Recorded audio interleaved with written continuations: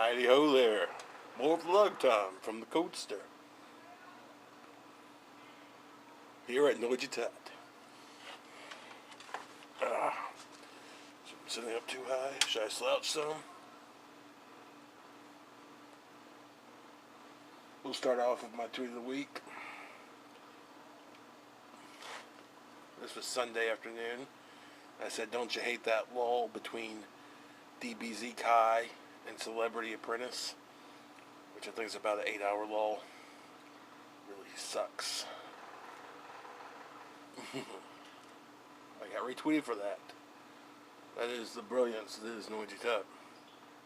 Saw Celebrity Apprentice. I really think Donald Trump kind of just picks the winner out of his ass. I know there was something interesting about the last time they did Celebrity Apprentice. This is Celebrity Apprentice All-Stars, but last time, when it got down to Clay Aiken and Arsenio Hall, they didn't announce how much each of them raised. Well, Penn Jillette let it be known that he knew exact number, and that Arsenio Hall raised $100,000, and Clay Aiken actually raised $300,000. So, him and Adam Carolla and everyone else that were privy to those numbers were just sitting back and waiting for Clay Aiken to be announced the winner. Well, turns out, you know, NBC's in a TV deal with Arsenio Hall, and he ends up winning it. So, there you go. So you always got to be a little suspect of the numbers and the final selections. Trace Atkins won over Penn Jillette this year. It really seemed like Trace Atkins wasn't even in it to win it. And I would say Penn Jillette was almost the reason for every win that his teams have. I would have liked it better, in fact, if it was Little John versus Penn Jillette, because at least Little John looked like he gave a shit. So, just my 2 cents. I think Trace Atkins is a very funny guy.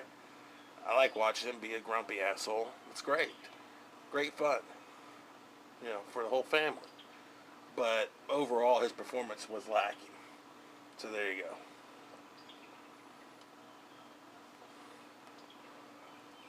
And of course, you know, he shoehorns Omarosa and everything, even though he knows she'll never win, and she never has any of the qualities to win.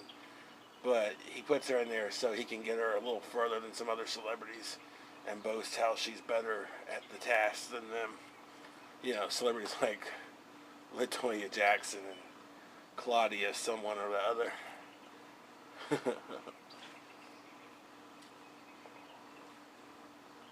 So I watched that show knowing I'm going to be mad with Trump. I'm entertained by the challenges and stuff, but overall, Donald Trump is going to infuriate me some way or the other. Comes with the territory. Looking forward to Big Brother. Here's my next reality show. So yeah. Also, ending this last week was The Office. It was okay ending. I liked it alright. It's decent. It really makes you angry, though, that they did not end it at season 5, maybe season 6. Pretty much they could have ended it anywhere when they first introduced Holly, and anytime they decided to elongate it by taking Holly away from the situation and bringing back Toby after the Scranton Strangler case was over. So they could have ended it any time in that 5th season, or maybe into the 6th, and it would have felt great and left, you know, a good feeling in everyone's gullet. But instead, they elongated it. They had unnecessary bosses and characters people they really didn't care to like Clark and Plop and that weird European lady. They did not need those people. So, then James Spader really started off so strong, but just ate up so much space for a while there. And they really killed the Andy character dead. I was really amazed how well they did that, because for a long time, Andy was the underdog you cheer for. And he went a long way to make him into an unbearable asshole.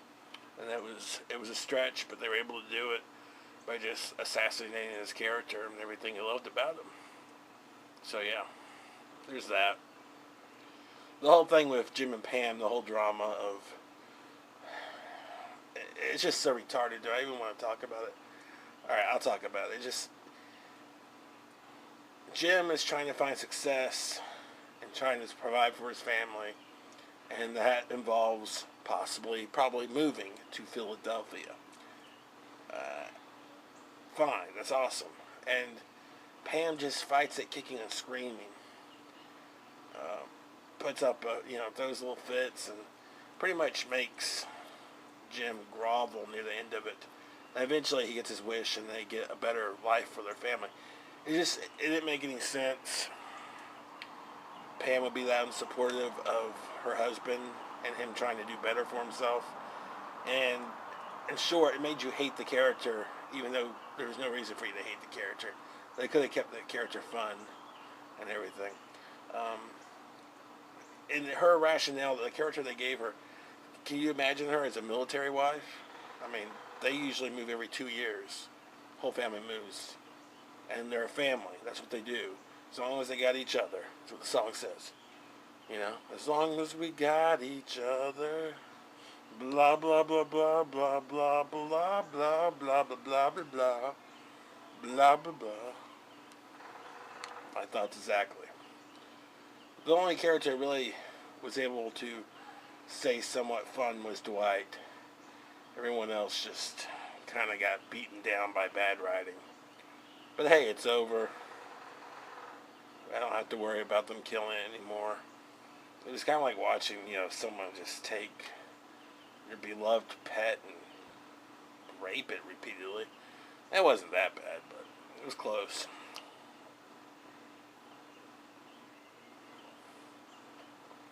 But that's done.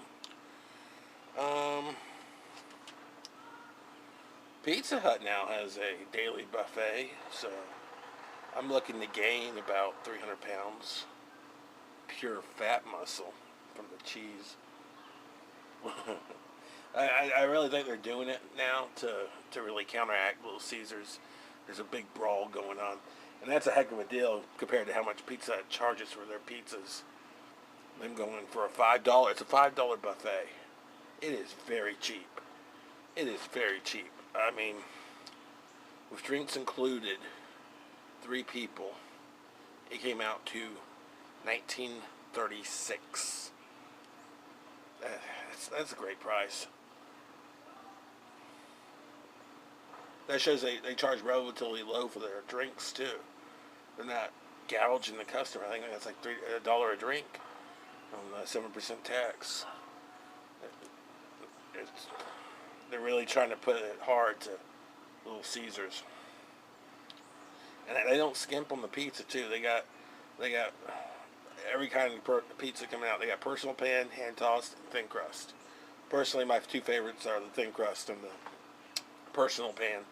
Or, yeah, it's not a personal pan. It's just a pan pizza. It's in a large pan.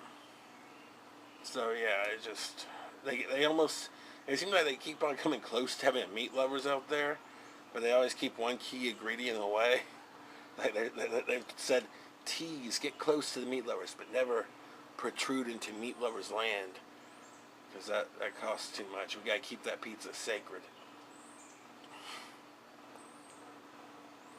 But lots of thin crust pepperoni, which, it is good. That's crust eating good. It's so good.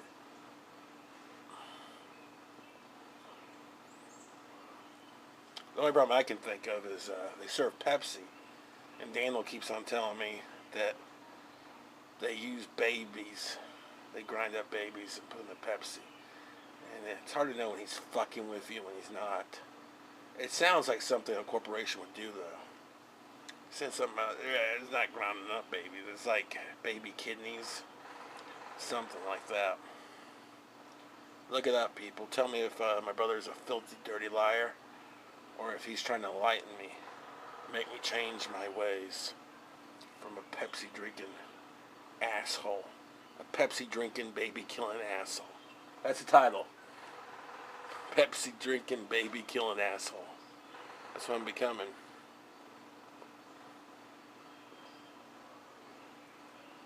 I saw one of these shows, 2020 or Dateline, I forget which. They all merged together into a giant pile of crap. They had this segment, though, on quitting. It was really interesting.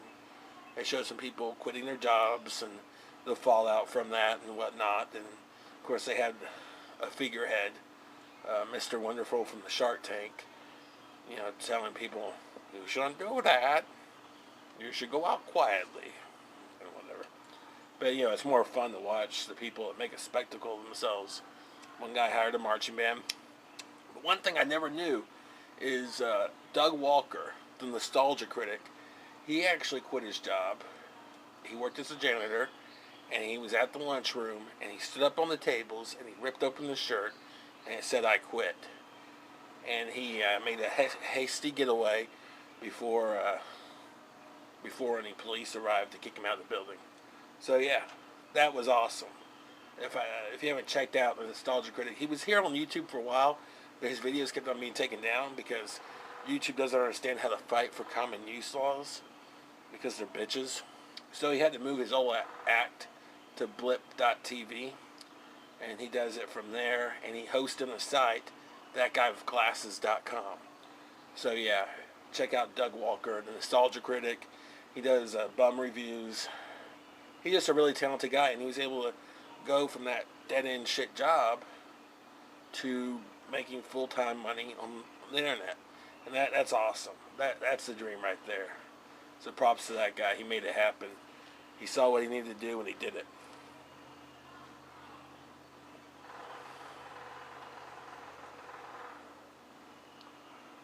It's amazing the drop-off on those shows. They go from one interesting topic to less interesting topics. Like, it's a sharp decline because right after that, like, stealing office supplies. It's like, stealing toilet paper from work. Oh, we know someone that stole 1,000 rolls. Who gives a fuck? Please. I like to keep up with the fast food news, and I read that Burger King is actually coming out with their own version of the McRib to rival that at McDonald's. I don't know if it'd be a stay. That'd really hurt McDonald's if it was a stay and it was better than McRib. Then McDonald's couldn't roll that out every, odd time and try to boost sales. The only problem I see that can hurt them is if they like to use those stupid little sweet pickles. I hate sweet pickles with a passion. They have really thick sweet pickles sometimes at Burger King.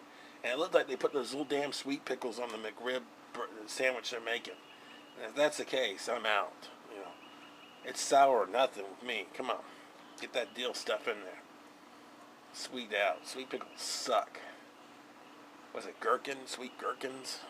They suck. They're awful. I don't want my pickle to taste sweet. And the ladies know that.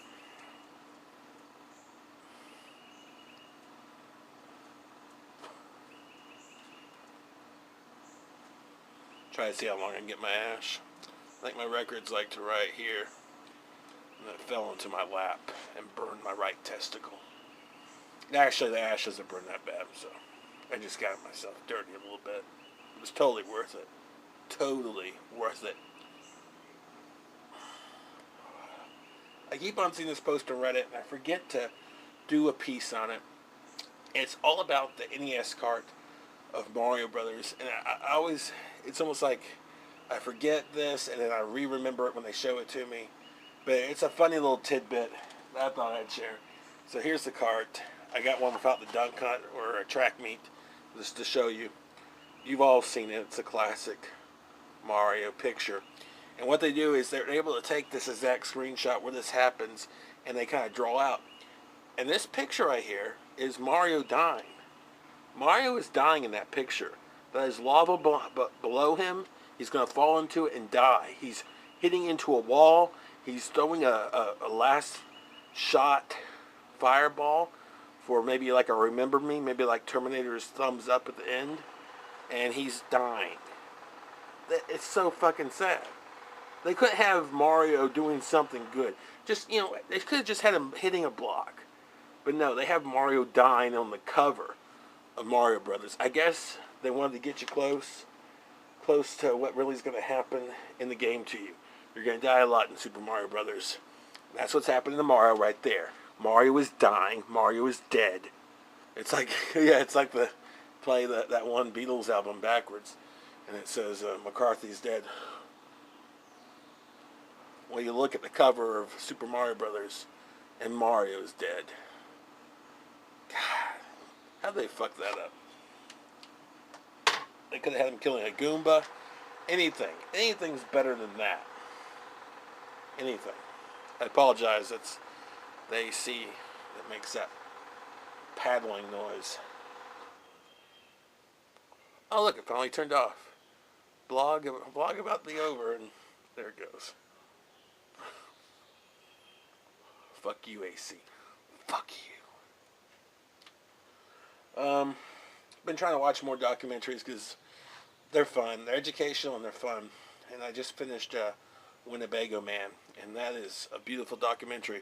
If you don't know, the Winnebago Man is this tape that happened of bloopers and outtakes of a man who was doing a industrial video for Winnebago Company to give to all the salespeople of Winnebago to show the features of that line of the Winnebagos, the RVs, have you, the campers.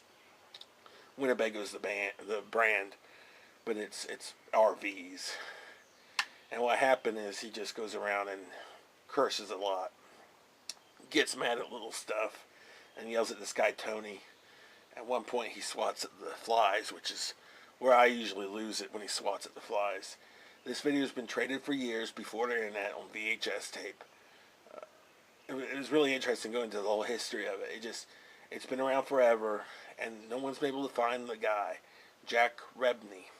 And recently they found him, and this guy went to his house and taped him, and he said he was forgiving of everything that happened, and everything was hunky-dory.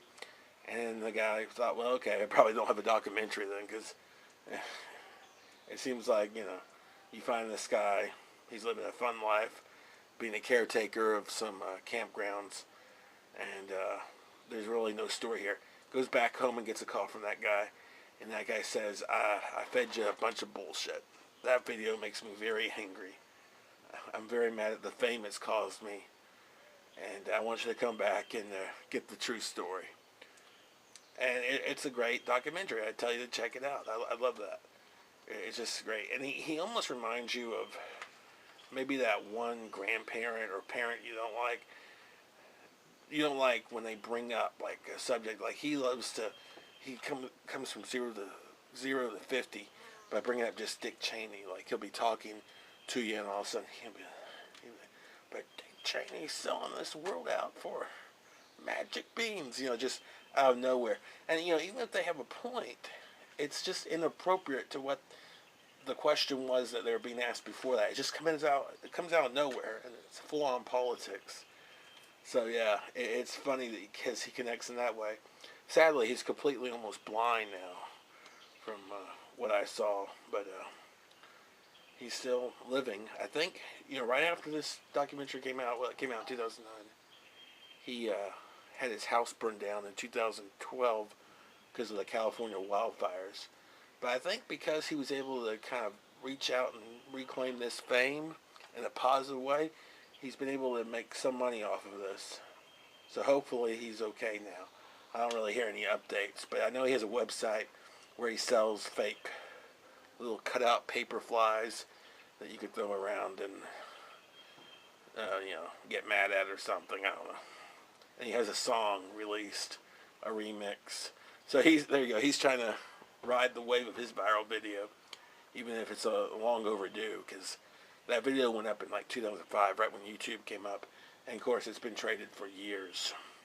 Also, let me know about this great recovered VHS tape exhibit in California. They just show VHS tapes that they get from home movies of people from thrift stores or to send in, and that's a really neat exhibit. That's right up my alley. I love that kind of stuff. Just uncovered treasures that haven't seen the light of day in decades, and you're able to put them back on display and show them, and kind of give a good feel for what that whole time was like. That's why I love I put up the video a long time ago of the toys commercials, and it just captures the feelings you had in that time. And that wasn't very long ago. It was like those videos were taped on in 96 and 97 from the Cartoon Network. But just around that time, there was just a lot of neat toys coming out. And also there's some late 80s stuff on there too. But it's just the fever pitch around what the hot Christmas item was going to be. And actually the greatest thing is it has a lot of never were's, like stuff that never caught on. Like the Tyco video camera that runs out of your VCR. It can only be taped while running off your VCR. Or Rosie, the Ring Around the Rosie doll. Some classic stuff there. So yeah, I think that's a great thing they're doing. Of course, they're doing it in California, and it's kind of, it does have that hipster vibe, but you know, I still think it's awesome that they're doing it. I don't care if, you know, they ride their unicycles there, and they, you know, have vinyl, I want to say vinyl carry-on players, like vinyl Walkmans and whatever they come up with, you know, to incorporate the old with the new. Ironic t-shirts, all that jazz. A work shirt that says Hank. All the classics. So yeah, I mean, I really, you know, I could take or leave that kind of crap, you know, where people are trying to be cool with something because it's retro and embracing it because everyone else is. But I do love that they're remembering the past and they're embracing it in a way to really make sure everyone gets a feeling for those times. So that's really awesome. So that's neat what they're doing there. And I didn't know about that until I watched Winnebago Man. So I definitely give that a thumbs up. I like that better than Queen of Versailles. I like that better than the Paul Williams Is Still Alive. That goes without saying. I even like them better than the latest 7-Up I was watching. So there you go. Look out for that. It's really good. Winnebago Man. Released in 2009. Documentary.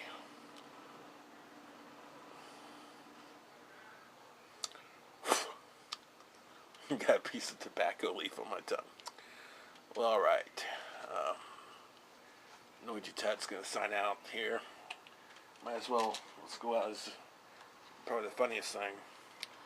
Goodbye, my dying Marios! Yeah!